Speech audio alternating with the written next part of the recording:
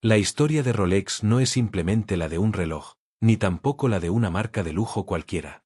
Es la historia de cómo un objeto aparentemente sencillo, diseñado para medir el tiempo, logró convertirse en un ícono cultural, un símbolo de prestigio, un testamento de la ingeniería suiza y, para muchos, una especie de llave mágica que abre las puertas del reconocimiento social.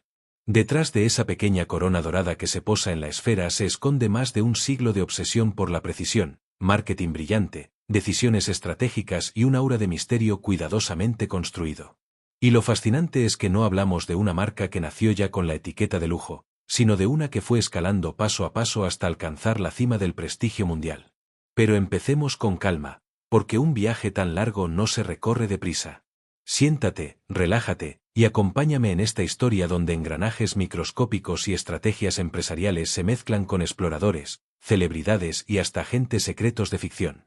Porque sí, un reloj puede ser mucho más que un instrumento. Puede ser un mito. Hans Wilsdorf, el fundador de Rolex, nació en 1881 en Kulmbach, Alemania. Su vida no empezó con privilegios ni riquezas. Al contrario, quedó huérfano a los 12 años y fue criado por familiares. Esa infancia marcada por la adversidad le inculcó disciplina, resiliencia y una visión muy clara de que tendría que forjar su propio camino en el mundo. Podría haber seguido una vida discreta en la Alemania de finales del siglo XIX, pero decidió aventurarse más allá. A los 19 años se trasladó a la Chaux de Fonds, Suiza, uno de los epicentros de la relojería mundial. Allí trabajó en una empresa de exportación de relojes, donde aprendió todo lo necesario sobre mecanismos, calidad y sobre todo, sobre mercados internacionales. Esa experiencia fue clave, porque no solo entendió cómo se fabricaban los relojes, sino también cómo venderlos y adaptarlos a diferentes culturas. Era un joven con hambre de éxito y con una habilidad poco común para ver más allá de lo evidente. En 1905, ya instalado en Londres, fundó junto a su cuñado Alfred Davis la empresa Wilsdorf y Davis. Desde el inicio, Hans tenía un objetivo claro: fabricar relojes de pulsera precisos y elegantes. Y aquí vale la pena hacer una pausa para entender lo arriesgado de esa idea. En aquel tiempo, los relojes de pulsera eran considerados poco serios, casi juguetes o accesorios femeninos. Los caballeros respetables usaban relojes de bolsillo, pesados, con cadenas, como si llevaran un amuleto de estatus en el chaleco. La idea de poner un reloj en la muñeca se veía como poco varonil. Pero Hans no se dejó intimidar por las convenciones sociales. Creía firmemente que el futuro estaba en la muñeca, no en el bolsillo. Ahora faltaba un nombre. Wilsdorf quería algo corto, fácil de recordar, que sonara bien en cualquier idioma y que se viera elegante en la esfera del reloj. Probó cientos de combinaciones, hasta que un día, según cuenta la leyenda, mientras iba en un carruaje tirado por caballos, le vino a la mente una palabra que parecía tenerlo todo: Rolex. No tenía un significado literal, pero sonaba fuerte, internacional, y se grababa en la memoria. Así nació la marca que más tarde se convertiría en sinónimo de lujo y precisión. Por cierto, antes de seguir avanzando en esta increíble historia, recuerda, suscríbete al canal de YouTube para seguir descubriendo relatos fascinantes como este, porque la historia de Rolex apenas está comenzando y lo que viene es aún más sorprendente. Desde los primeros días, Wilsdorf quiso que Rolex destacara por su precisión. Mientras otros fabricantes de relojes de pulsera luchaban contra la percepción de que eran inexactos, él decidió dar un golpe de autoridad. En 1910, Rolex obtuvo el primer certificado oficial de precisión para un reloj de pulsera, otorgado en Suiza. 4 años más tarde, un Rolex recibió el prestigioso certificado de clase A del Observatorio de Kew en Inglaterra, un reconocimiento que hasta ese momento solo se daba a cronómetros de marina.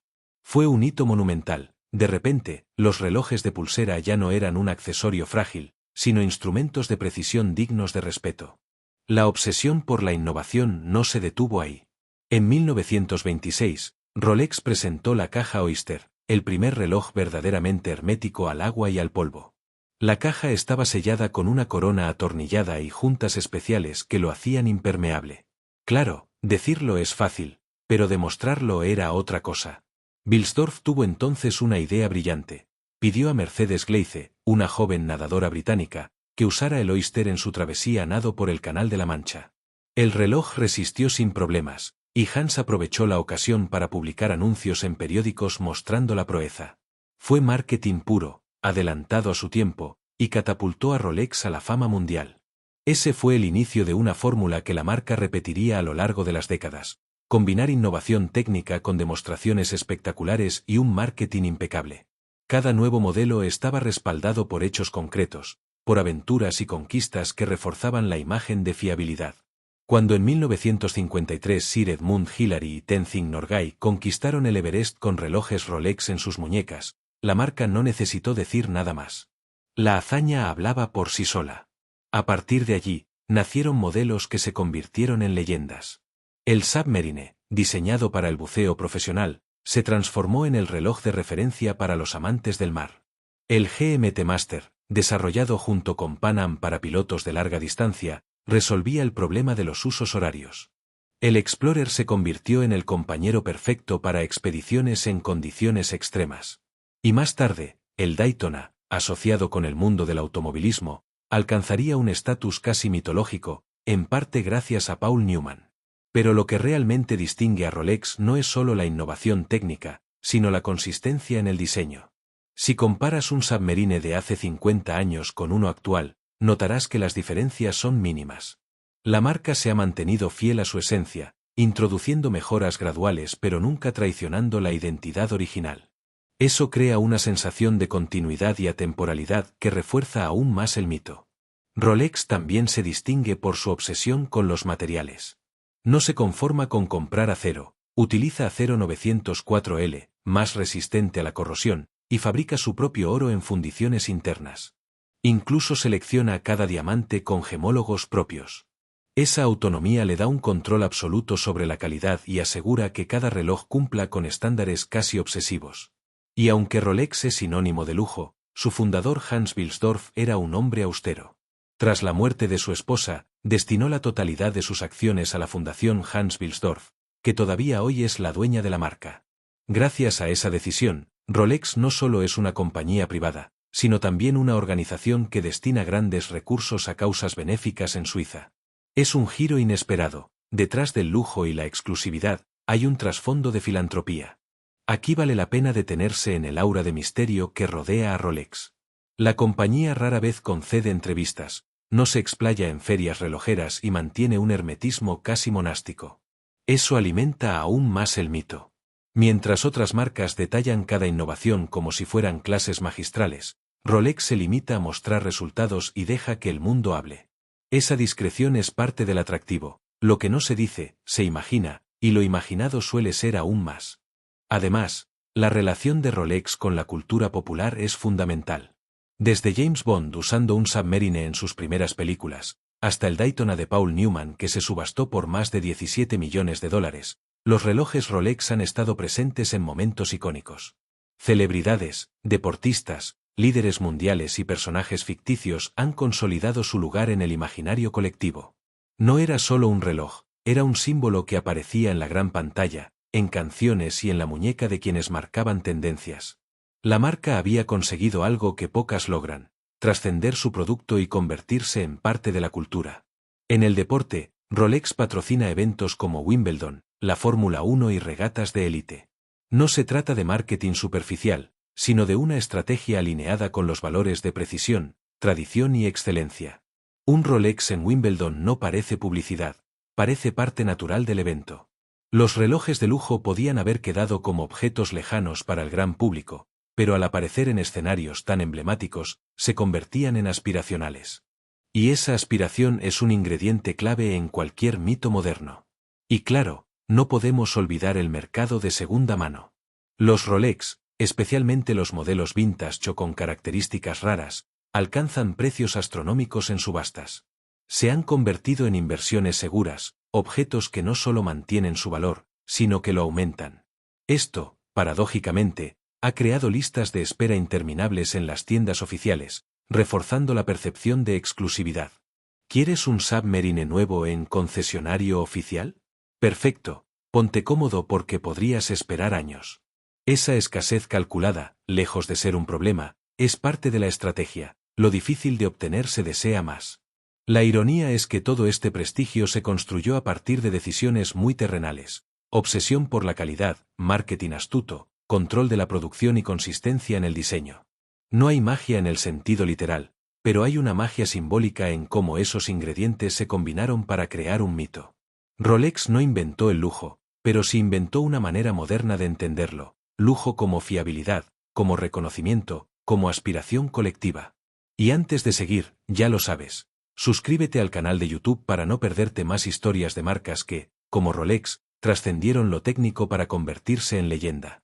Ahora, si hablamos de Rolex, también hay que hablar de la emoción personal que despierta. Para muchos, comprar un Rolex es un rito de paso, un premio que uno se da a sí mismo por alcanzar una meta. No es solo un reloj, es un recordatorio tangible de un momento importante. Por eso, tantas historias personales giran en torno a mi primer Rolex. Puede ser un regalo de graduación, un premio por un ascenso, un recuerdo de un logro personal. Ese vínculo emocional es lo que convierte a un objeto en un símbolo. Y es curioso, porque Rolex nunca se ha vendido como algo sentimental. Sus campañas rara vez apelan directamente a la emoción, pero las emociones nacen de manera natural en quienes poseen uno. Es como si la marca hubiera entendido que no necesita forzar la narrativa, el propio usuario la construye. Cuando un padre entrega su reloj a su hijo, no es Rolex quien lo cuenta, es la vida misma. Esa transmisión es lo que multiplica el poder de la marca. La coherencia estética también ha sido clave.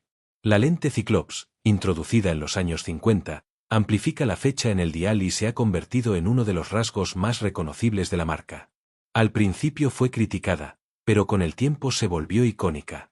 Hoy en día, ver una lupa sobre la fecha es casi sinónimo de Rolex. Y ocurre lo mismo con el brazalete Oyster o el Jubilee, detalles de diseño que no necesitan logo porque ya son el logo en sí. El hermetismo de la marca alimenta también toda clase de mitos. ¿Cuántos relojes produce exactamente al año? ¿Cómo se organiza la fundación? ¿Qué innovaciones se preparan en los laboratorios secretos de la compañía? Nadie lo sabe con certeza, y eso genera aún más fascinación. En un mundo donde todo se comparte y se sobreexplica, Rolex mantiene la rareza de lo misterioso. Ese secretismo convierte a cada modelo nuevo en una pequeña revelación. Y no olvidemos la dualidad entre herramienta y lujo. Un Submarine está diseñado para resistir presiones oceánicas y condiciones extremas, pero al mismo tiempo puede usarse con un traje en una cena de gala. Esa versatilidad hace que el reloj sea tanto un instrumento como una joya. Pocas marcas logran ese equilibrio sin caer en contradicciones. Rolex puede estar en la muñeca de un buzo profesional y de un director de banco el mismo día, y ninguno siente que el reloj desentone. El valor cultural de Rolex es tan grande que incluso quienes no están interesados en relojes reconocen su importancia. Decir Rolex es decir lujo, incluso para quienes no podrían distinguir un Datejust de un Daytona. Ese nivel de reconocimiento universal es algo que pocas marcas alcanzan. Es el poder de una palabra que se volvió símbolo. Y si has llegado hasta aquí, es buen momento para recordarte. Suscríbete al canal de YouTube porque, así como los relojes Rolex miden el tiempo con precisión, aquí medimos las historias con detalle y pasión. Rolex no necesitó diversificarse en otros productos para mantenerse relevante. Nunca lanzó perfumes, coches ni ropa. Se concentró en hacer una sola cosa, pero hacerla mejor que nadie, relojes. Esa disciplina estratégica explica mucho de su éxito. En un mundo donde las empresas buscan expandirse a toda costa, Rolex eligió el camino de la especialización. Y esa especialización le dio un control total sobre cada detalle, desde la fundición de metales hasta la selección de piedras preciosas. El mito de Rolex también se alimenta del humor involuntario. ¿Quién no ha visto a alguien presumir exageradamente su reloj? Esa imagen, casi caricaturesca, aparece en películas, series y hasta memes. Pero al mismo tiempo, refleja la realidad. Rolex es un símbolo tan poderoso que incluso se presta para bromas. Y lo curioso es que la marca nunca necesita defenderse, porque su prestigio habla por sí solo. Y sin embargo, detrás de todo eso, hay una verdad que nadie puede negar: los relojes Rolex funcionan. Son precisos, resistentes y confiables. Esa combinación de utilidad y símbolo cultural es lo que ha mantenido a la marca en la cima durante más de un siglo. Una persona puede bromear sobre lo ostentoso que es un Rolex, pero si tiene la oportunidad de usarlo, lo hace con orgullo. Así, la historia de Rolex no es solo la de una empresa que fabrica relojes. Es la historia de cómo la innovación, el marketing, la consistencia y la visión de un hombre huérfano en Baviera se transformaron en un legado que atraviesa generaciones. Cada reloj no solo mide segundos, también encapsula logros, sueños y momentos que trascienden. Y para cerrar esta parte, lo digo una vez más con entusiasmo. Suscríbete al canal de YouTube para seguir descubriendo cómo objetos cotidianos, como un reloj, pueden convertirse en leyendas capaces de resistir el paso del tiempo. La evolución de Rolex también está marcada por su relación con la exploración humana. Cuando Hans Wilsdorf decía que sus relojes debían acompañar a los aventureros, no lo hacía como una frase publicitaria cualquiera, sino como un compromiso real. Los relojes Rolex estuvieron en el Everest, en las profundidades marinas y en vuelos transcontinentales cuando todo eso era todavía territorio desconocido. No se trataba solo de poner el logo en un evento, se trataba de formar parte de los logros que cambiaban la percepción de lo posible. Y esa asociación entre Rolex y el espíritu humano de superación quedó grabada en la historia. Pensemos, por ejemplo, en el papel de Rolex en el mundo submarino. El Submarine, lanzado en 1953, no fue un capricho estético, sino la respuesta a las crecientes necesidades de los buceadores profesionales y militares. Fue el primer reloj resistente al agua hasta 100 metros de profundidad, y pronto se convirtió en el estándar de referencia. Jacques Cousteau, pionero de la exploración marina, lo usó en sus aventuras, reforzando aún más su estatus. En una época donde los océanos eran un territorio por conquistar, Rolex estuvo ahí, midiendo cada segundo en condiciones extremas. Algo similar ocurrió con el GMT Master, diseñado en 1955 junto con Pan American World Airways. Los pilotos de vuelos transatlánticos necesitaban una forma sencilla de llevar dos usos horarios al mismo tiempo. El resultado fue un reloj con un bisel bicolor que mostraba día y noche, y una aguja adicional para marcar la hora de origen. Lo que nació como una herramienta técnica se transformó en un icono de estilo. El bisel rojo y azul, apodado Pepsi, es hoy uno de los diseños más reconocibles del mundo de la relojería. Y no olvidemos el Explorer, creado tras el éxito del ascenso al Everest. Un reloj sencillo en apariencia, sin complicaciones llamativas, pero diseñado para resistir condiciones extremas. Su esfera negra con números grandes y luminosos era fácil de leer incluso en la penumbra de una montaña. El Explorer no buscaba ser ostentoso, sino ser útil. Y sin embargo, con el tiempo, se convirtió en símbolo de quienes se atreven a ir más allá de los límites. En cada uno de estos modelos, Rolex demostraba que la innovación no era un fin en sí mismo, sino un medio para acompañar la aventura humana. Lo curioso es que esa conexión real con exploradores y profesionales dio un valor añadido que ningún anuncio hubiera logrado por sí solo. Cuando un producto demuestra su valía en situaciones extremas, las palabras sobran. Ahora bien, lo que realmente consolidó la imagen de Rolex fue su entrada en el mundo del automovilismo. El Daytona, lanzado en 1963, estaba diseñado para medir con precisión las velocidades en las pistas de carreras. Al principio, no fue un éxito inmediato. De hecho, durante años estuvo disponible en vitrinas sin demasiada demanda. Pero todo cambió gracias a Paul Newman. El famoso actor, amante de las carreras, usaba un Daytona con esfera exótica, y poco a poco esa combinación se convirtió en objeto de deseo. Décadas después, su propio reloj personal fue subastado por más de 17 millones de dólares, convirtiéndose en uno de los relojes más caros de la historia. Un giro irónico. El modelo que una vez fue difícil de vender ahora se transformó en la joya más buscada. Aquí aparece una lección fascinante. El valor de un Rolex no está solo en el metal o los mecanismos, sino en las historias que lo rodean. Un Daytona puede ser técnicamente impecable, pero su verdadero atractivo surge de la conexión emocional y cultural que genera. Esa capacidad de transformar un objeto en mito es lo que ha dado a Rolex un lugar intocable en la relojería. Y a todo esto, ya que seguimos en esta travesía, recuerda, suscríbete al canal de YouTube porque igual que Rolex acompañó a exploradores y pilotos, aquí te acompañamos a ti en las historias más sorprendentes. La cuestión del valor también se refleja en el mercado gris y en la reventa. Rolex produce, según estimaciones, alrededor de 1 millón de relojes al año. Es una cifra considerable, pero la demanda es tan alta que la oferta siempre parece insuficiente. Esa escasez controlada ha creado listas de espera que se convierten casi en leyendas urbanas. Se dice que conseguir ciertos modelos es más difícil que entrar en un club privado. Y esa dificultad alimenta aún más el deseo. La lógica es casi psicológica, lo que no se puede tener, se ansía más. Pero, ¿cómo mantiene Rolex ese balance entre producción y escasez? Con secretismo absoluto. Nadie fuera de la compañía conoce los números exactos. Y esa opacidad es deliberada. En lugar de inundar el mercado, Rolex prefiere mantener un aire de exclusividad. Un Submarine podría fabricarse en millones de unidades, pero la marca decide que no. Esa decisión de limitar el acceso refuerza la percepción de que cada reloj es un tesoro. Y no podemos pasar por alto el tema de la durabilidad. Los relojes Rolex no son solo piezas bonitas, son herramientas diseñadas para durar generaciones. Esa cualidad práctica se refleja en miles de historias reales, relojes que acompañaron a buzos, pilotos o alpinistas, y que aún hoy siguen funcionando perfectamente. La robustez del mecanismo y la calidad de los materiales garantizan que un Rolex no sea solo un capricho pasajero, sino una inversión a largo plazo. El acero 904L, utilizado por Rolex, es un ejemplo claro. Mientras la mayoría de las marcas usan acero 316L, Rolex decidió apostar por una aleación más costosa y difícil de trabajar, pero mucho más resistente a la corrosión.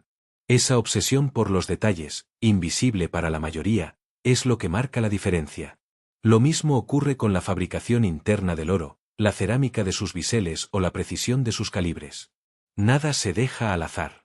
Y en medio de todo ese perfeccionismo, Rolex conserva un diseño reconocible. Sus relojes son clásicos, casi conservadores, pero esa coherencia estética les da un atractivo atemporal. Un Submarine de hace 40 años no parece un objeto anticuado, sino un clásico eterno.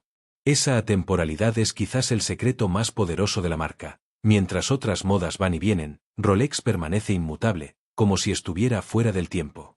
Es casi paradójico. Una marca obsesionada con medir el tiempo ha logrado que sus creaciones sean inmunes al paso del tiempo.